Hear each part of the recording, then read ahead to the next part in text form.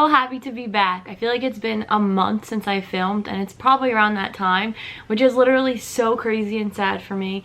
But I'm so happy to be back. I feel like I needed to be refreshed, and it wasn't by my doing. I needed to get my camera fixed. It wasn't fixed, so I have it back unfixed, but it's fine because it's only the screen. It's no big deal. But I also feel like I got the time to kind of reconsider how my channel is going and just kind of reform things, change it up. And I think I've also found a new twist that I would love to share. I'm really stepping into this new part and this new chapter of my life, and I'm really excited to be sharing that on my channel. So if you don't follow me on Instagram, I'll leave all that stuff down below, or I'll put it in the corner of the screen. I'm not really that technical with YouTube yet because I edit from my phone, so we'll figure that out. If you're into spirituality, self-growth, just learning about, I guess, different modalities to use, especially in healing and detaching, letting go, moving forward, I'm going to be sharing a lot with you guys, and I'm really excited to be starting this because this is what I'm going through in my life right now too. So all of this is really new to me, and I just want to all learn and grow together and just create a space where we're open to talk about different things and not feel like we're judged or whatever the case may be. Today we're talking about resolutions for 2020. I cannot believe it's literally going to be 2020. I kind of have pilgrim vibes today. I find that something's just turning in me. Like, I feel like these wheels turning. I feel like come 2020, something's going to be coming to fruition. And I don't know if other people feel the same way, but the few people that I've talked to are also in the same process. I definitely wrote this list related to what I'm going through, so it may look different for you. But if you're into spirituality, self-growth, basically everything about understanding how our minds and bodies work and just trying to become bigger, better versions of ourselves, stay tuned and let's get through this list. So here are my resolution ideas for 2020. I want to start by talking about physical. I feel a little bit stronger now that I've started working out, but this past year I've been struggling to get to the gym and keeping working out as part of my regular routine. So my goal for 2020 is to get to the gym at least 2 to 3 times a week. I really just want to put physical fitness up at the top of my list. It really helps my mental as well. So it's not only about the physical benefits, but I feel and see a lot more clear when my body is moving, when I'm not stagnant. So that is definitely up there. And also in regards to that, consuming things that make sense for my workout. So after working out, I'm not going to have chips and pretzels and hang out in bed. Like, I'm looking to up my fruits and veggies by at least 50%. And I'm in a program right now where they suggest doing that to clear the mind and get the body right. So instead of going for that bag of chips and pretzels, go towards avocado toast. Put a little salt and pepper on it, you're good to go. Physical and consumption. What am I doing for my body that's making me feel my best, making me feel and look good so I can look and feel good? So those are definitely at the top of my list right now. I would love to be getting more sleep. Who else would love to be getting more sleep? This isn't because I stay up crazy late, but I like to wake up early. So getting a night routine is something that's definitely in the future for me.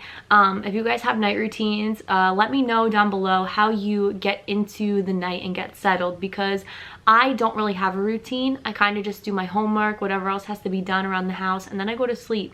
So I'm kind of all over the place. If you guys have something that calms you down at night, let me know, because reading kind of just puts me to sleep. Like, I can do it here or there, but I really just want a relaxing way to get settled for bed. Morning routine can also be a resolution for you guys for 2020 if you don't have one in place.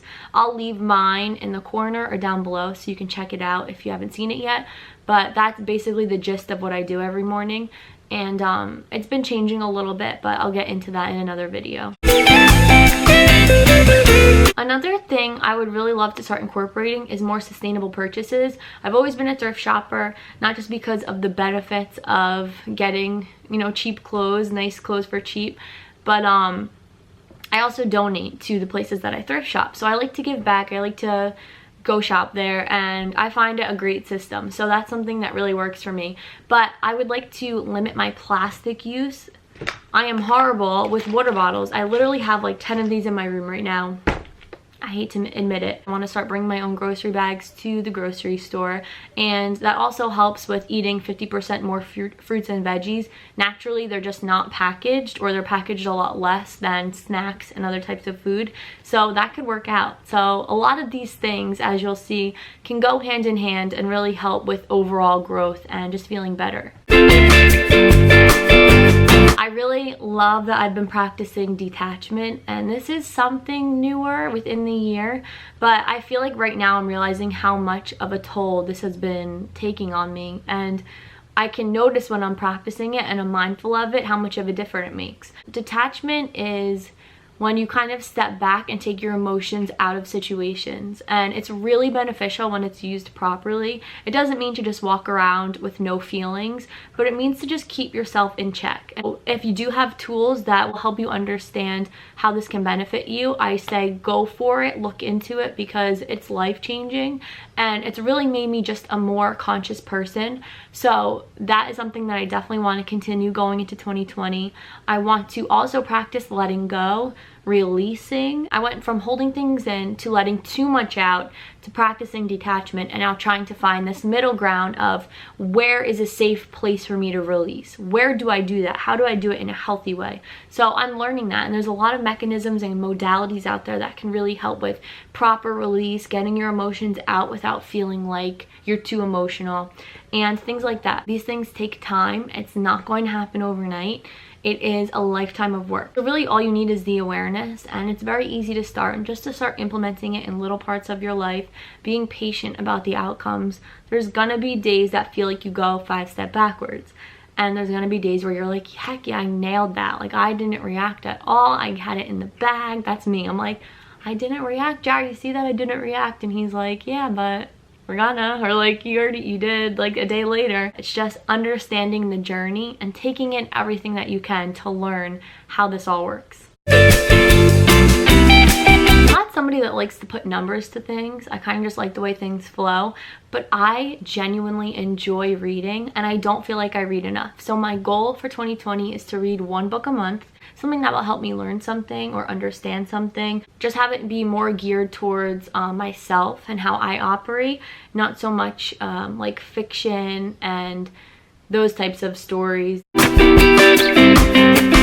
Another great resolution is incorporating more meditation, or just, I guess, tapping into self more frequently for 2020. So really paying attention to how you're feeling and realizing when you need a break, when you need just quiet time, stillness, no books, no podcasts, no music, no nothing, just time with you and your body. Whether it's being still, whether it's just getting a Reiki treatment, or just doing something that makes you step back for a second. And meditation does that for me. So I would really love to incorporate that into more of a weekly practice. It's not daily yet. I do it a few times a week, but it's something that I would love to do more, because when I do meditate, I always have a short amount of time, and then after I'm like, oh my gosh, I wish I had more time doing this. Last but not least is quality time.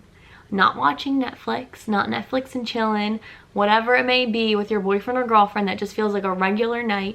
No, I want like a quality weeknight where we do something, go somewhere. Same with family. It's a lot of highs and buys, not really any quality time. So I would love having a dinner once a week, or something that just makes me feel like I have a connection to my family. It's just very surface level conversations, or when things are a problem. So quality time, I don't know if you guys can relate, but quality time is something that is high on my list, and it's definitely something I want to make a priority come the new year, and just kind of start fresh with old issues and old beliefs and old ways.